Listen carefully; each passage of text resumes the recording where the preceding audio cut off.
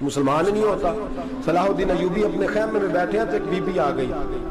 اس قبیلے کا کوئی شخص مسلمان نہیں ہوتا. بی بی آئی, آ کے کہنے لگی میرے 4 بیٹے جنگ میں کھو گئے, چھوٹے چھوٹے بچے جنگ میں کھو گئے, مل نہیں رہے. فوجیوں کو حکم دے مجھے میرے بچے تلاش کر کے دیں.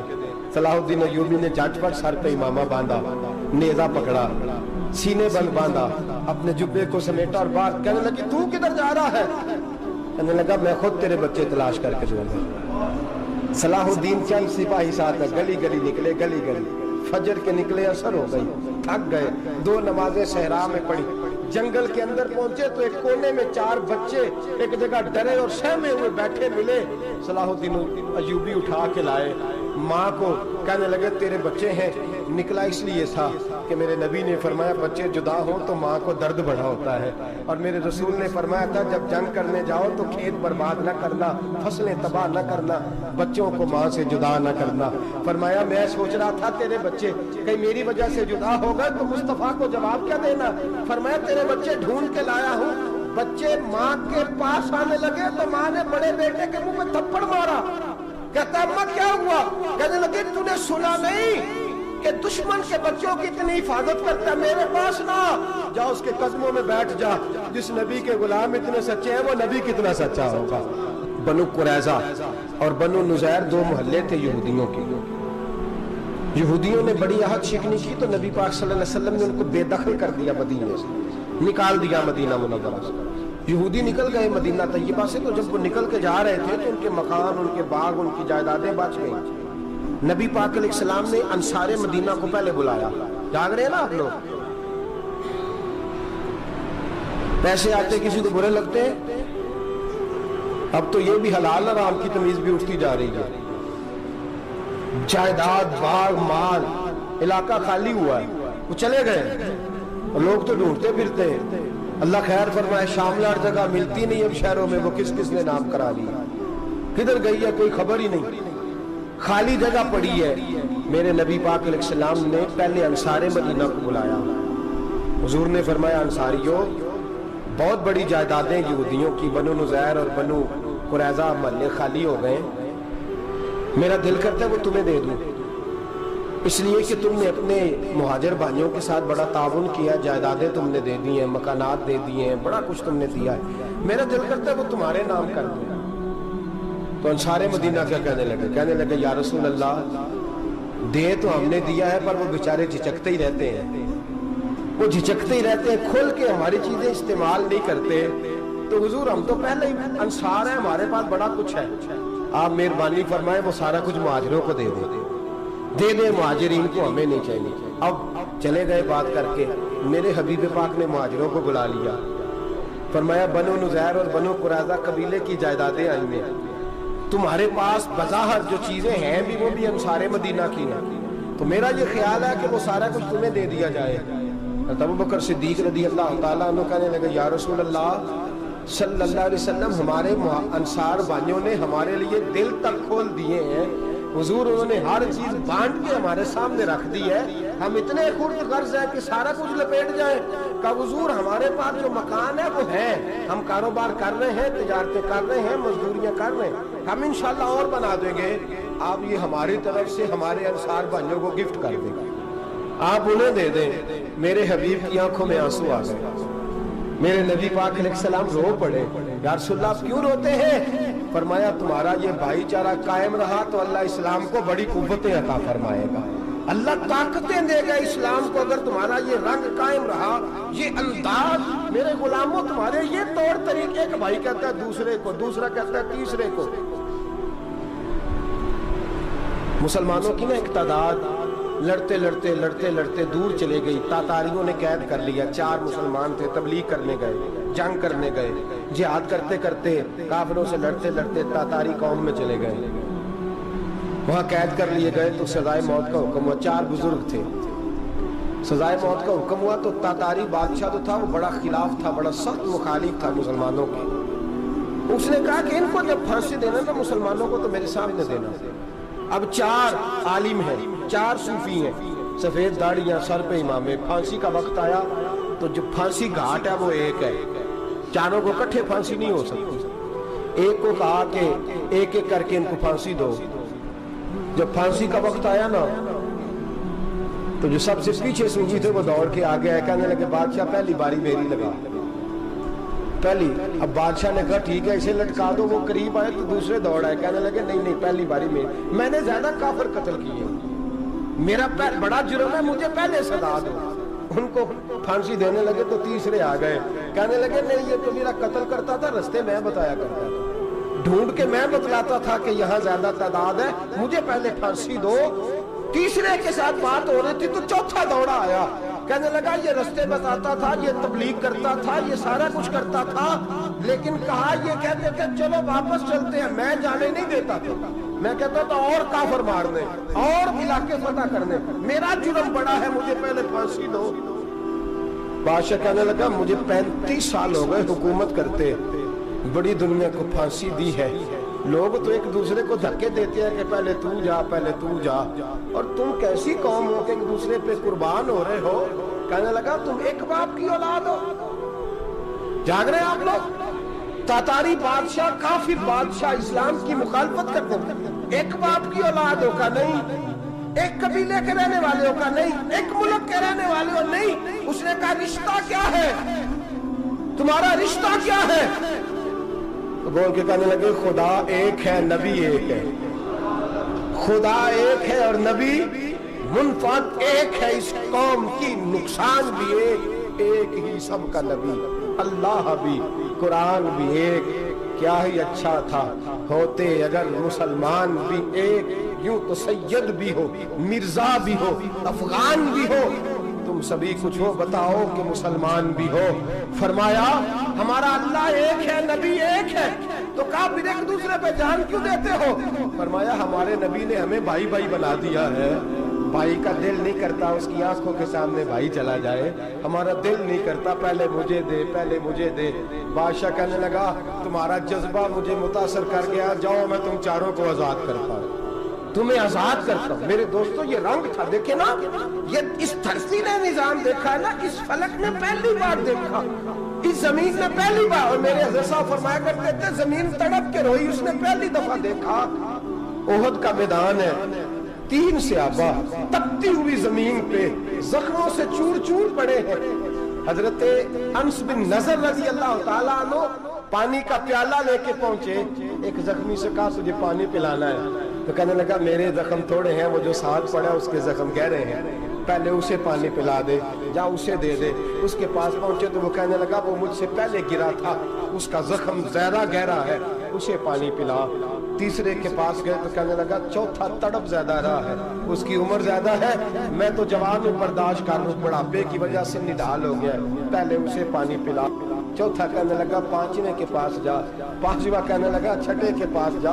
हजरत अनस बिन नजर कहते मैं रो पड़ा, मैंने कहा मोहम्मद के गुलामों, रसूल ने तुम्हें कैसा जज्बा दे दिया है, जुबानें प्यास से बाहर है लेकिन तुम्हारी बखूबत मरते दम तक कायम है। कहते मैं 7वें के पास गया तो कहने लगा अगर 6 कुर्बानी दे सकते हैं तो मुझे खुद गर्ज न समझ, मैंने नहीं पानी पीना, जा पहले के पास ले जा। कहते मैं पहले के पास आया तो रूह परवाज कर गई, दूसरे के पास आया तो रूह परवाज कर गई, मैं 7वें तक आया तो इंतकाल कर गए। कहते पानी का प्याला मैंने उठाया और मैंने जमीन पे रखा तो मैंने कहा पानी कमा रहना, मोहम्मद के गुलाम मर तो जाते हैं पर एक दूसरे का ख्याल बड़ा रखा करते हैं, गवा रहना ये मर जाया करते लेकिन एक दूसरे का दर्द। मेरे दोस्तों लुटा हुआ बर्मा, रोते हुए मुसलमान, सिसकियां और आहें लेती हुई माएं पूछती हैं ए खासा ए खासान रसूल, वक्त दुआ है, उम्मत पे तेरी आके अजब वक्त पड़ा है।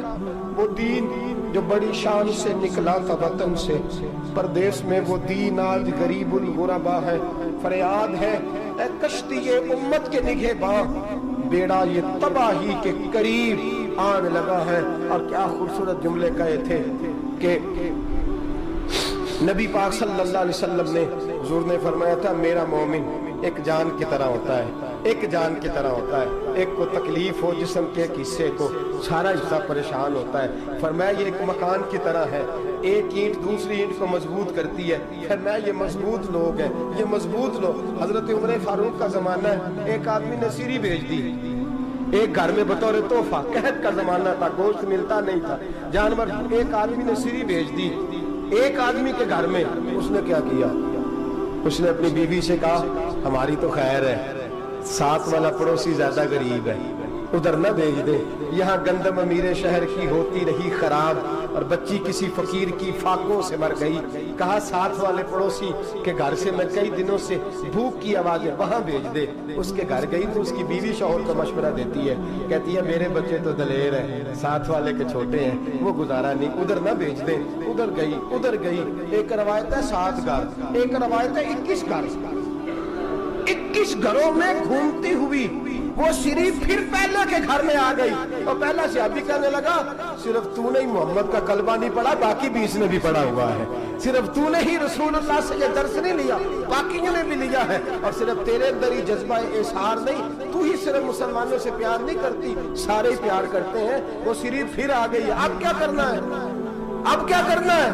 امام نبوی نے لکھا ہے، وہ کہنے لگی کرنا کیا ہے؟ پکاؤں گی میں اور کھائیں گے 21 گھر، پھر بھی اکیلے نہیں کھائیں گے، پکاؤں گی میں اور کھائیں گے 21 گھروں کے مطابق شوربہ پکا، اور پھر برتن میں ڈال کے وہ بی بی ایک کے گھر کا دروازہ کھٹکھٹاتی ہے، کہتی ہے مصطفیٰ کے غلاموں نکلو باہر اور کھاؤ، اس لیے کہ جس نبی نے مجھے پیار کا حکم دیا اسی نے تمہیں بھی پیار کرنا سکھایا ہے، یہ رنگ چشم فلک نے سکھایا ہے۔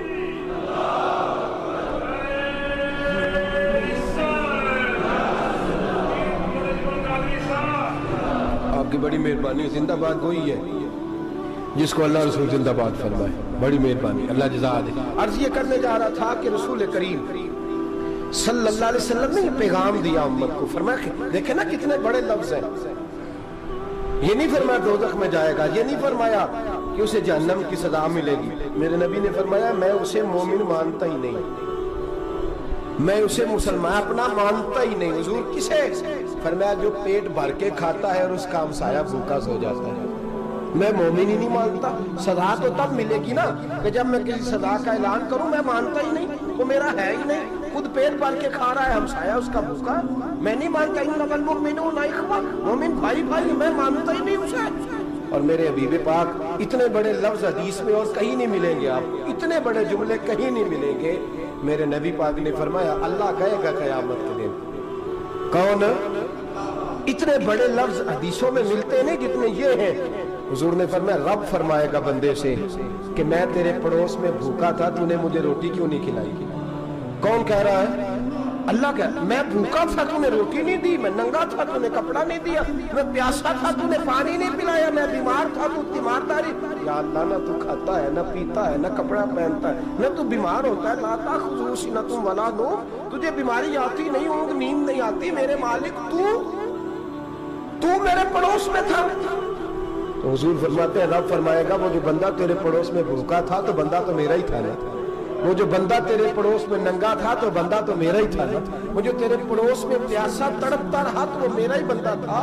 تو دوائی لینے جائے تو بڑے اسپتال میں اور اس بیچارے کو 20 روپے پرچی کے بھی میسر نہ آئے تو میرا ہی بندہ تھا۔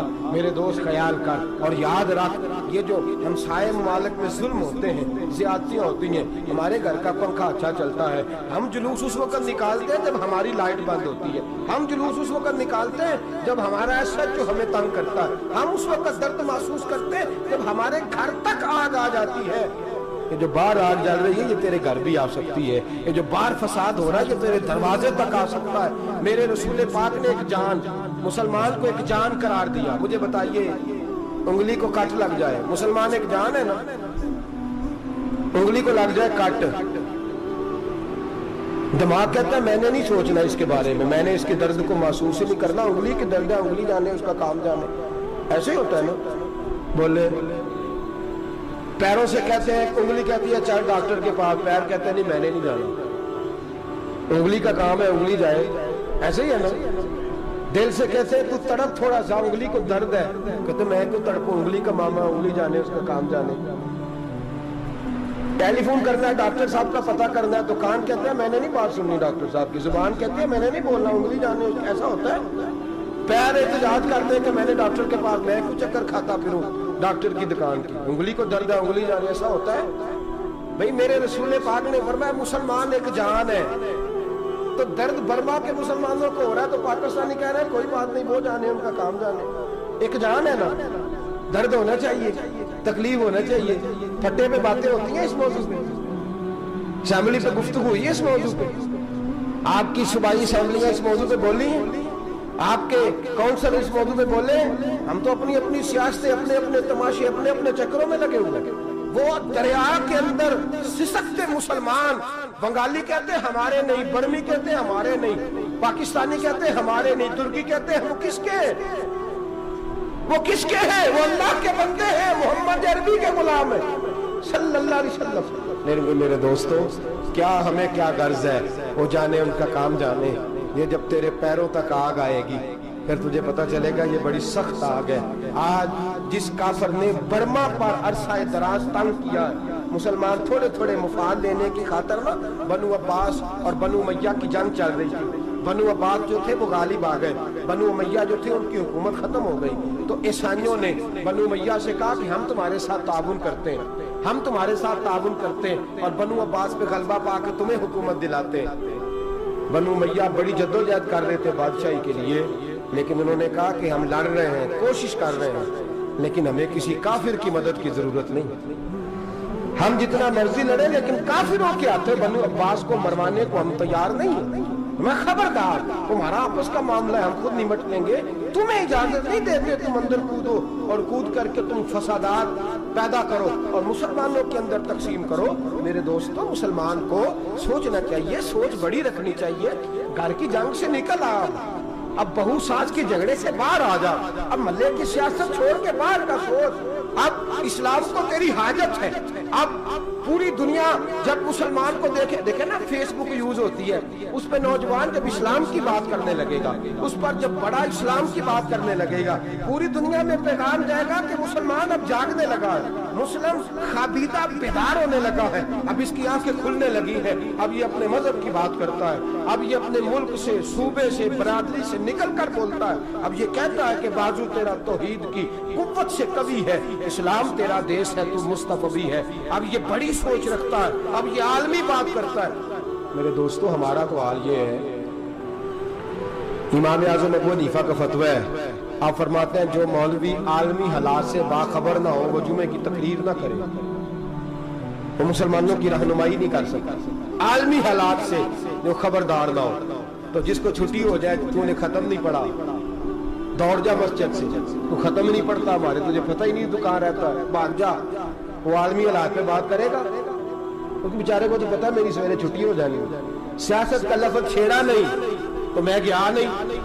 یاد رکھے، وہ جو بیداری ہے، وہ جو اعلیٰ ظرفی ہے، وہ جو بڑی سوچ ہے، وہ جو ملت کی سوچ، وہ جو قومیت کی سوچ ہے، وہ جو آگے بڑھنے کا زاویہ ہے، وہ تو اندر اقبال کہتے ہیں گلا تو گھونٹ دیا اہل مدرسہ نے تیرا، گلا تو گھونٹ دیا اہل مدرسہ نے تیرا.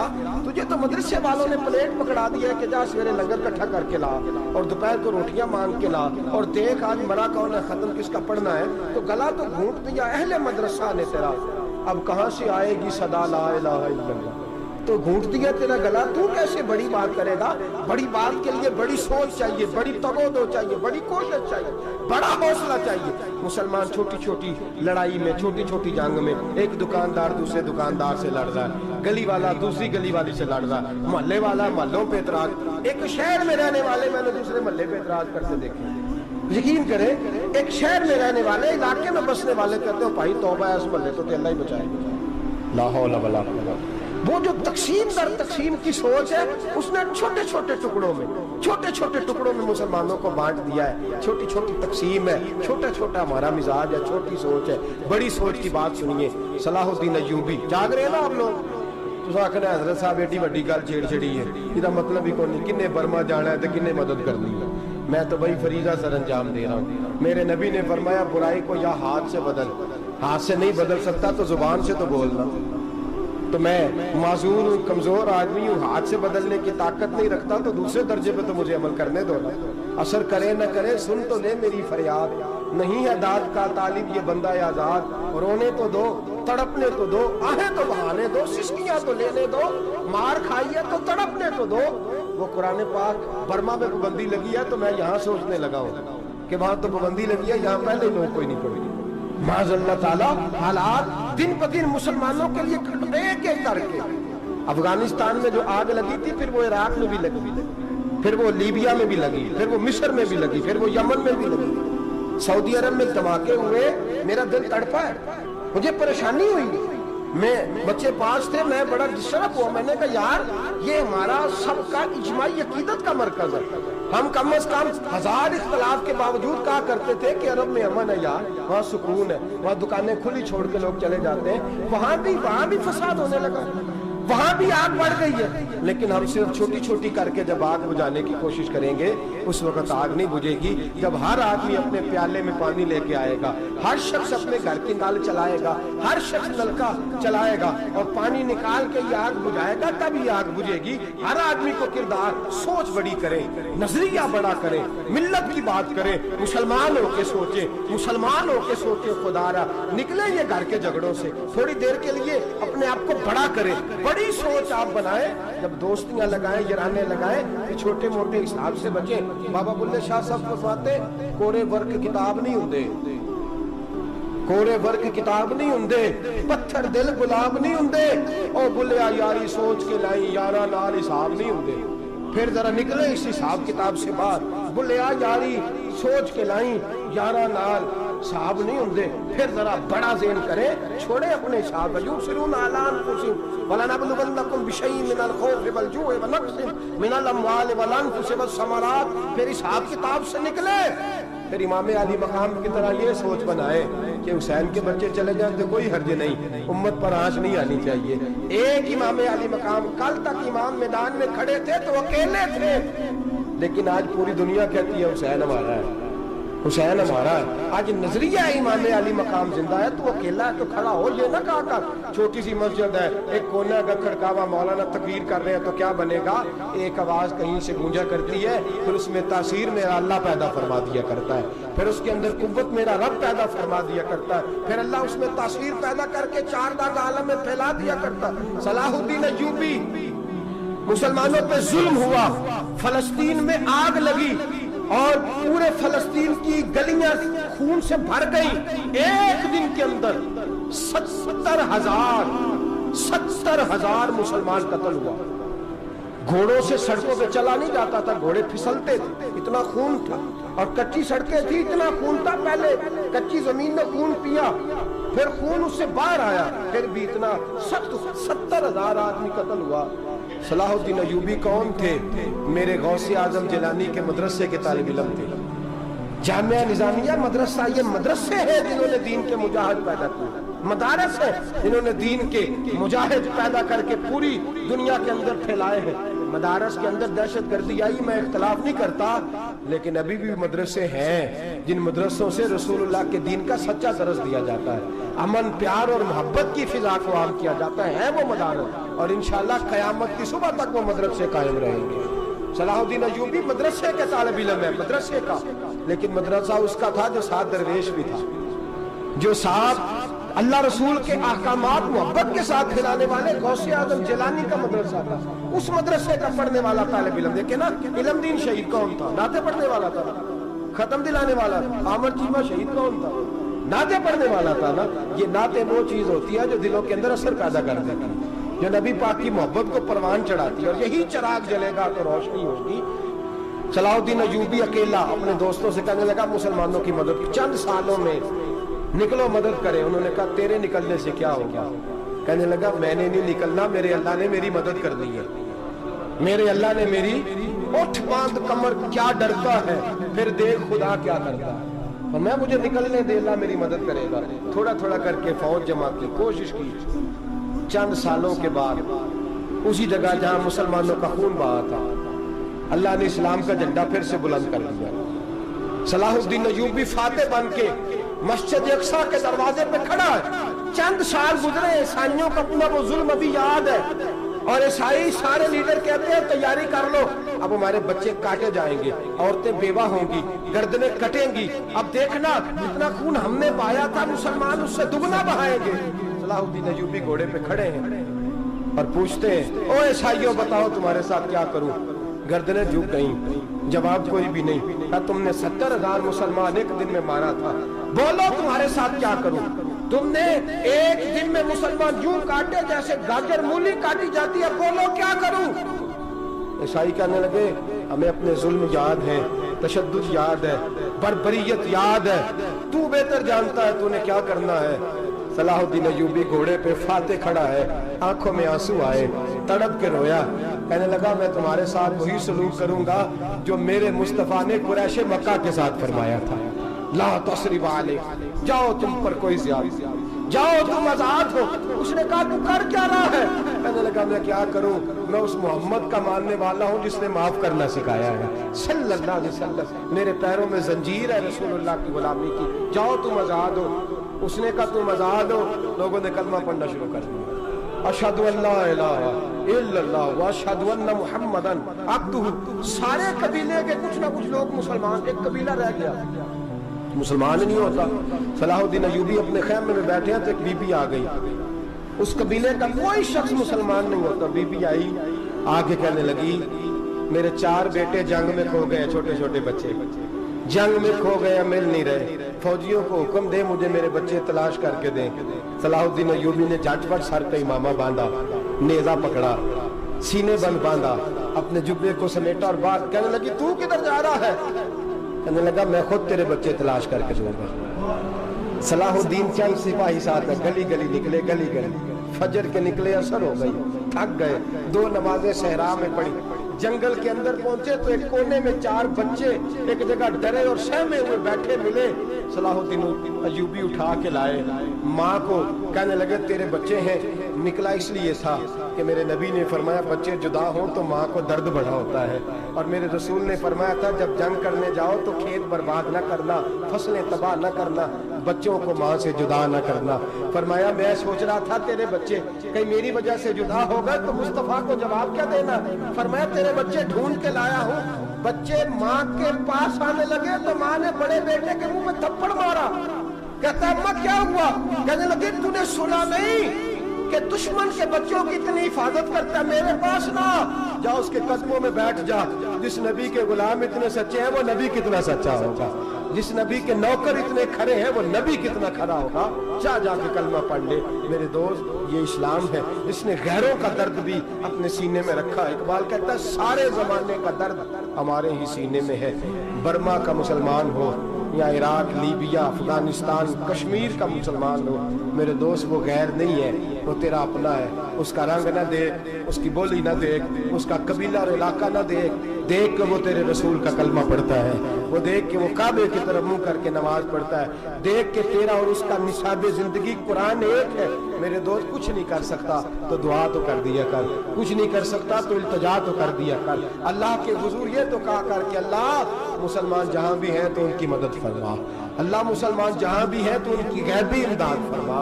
ये दुआ तो मेरे दोस्तों जरूर किया करो। सोच बड़ी करें, जब भी आप बोलें, जब भी आप लिखें, जब भी किसी से बात करें तो बहसीयत मुसलमान की बात करें, बहसीयत एक नबी पाक के गुलाम की बात करें। अपनी जिंदगी इस अंदाज में तरतीब दें कि पहले आप मुसलमान हैं, उसके बाद आप कुछ और हैं। पहले इस्लाम की बात करें, बड़ी बात करें, बड़े हौसले की बात करें, फिर इस्लाम को कुव्वत मिलेगी, फिर बेदारी उम्मत को नसीब होगी। अल्लाह करीम बर्मा के मुसलमानों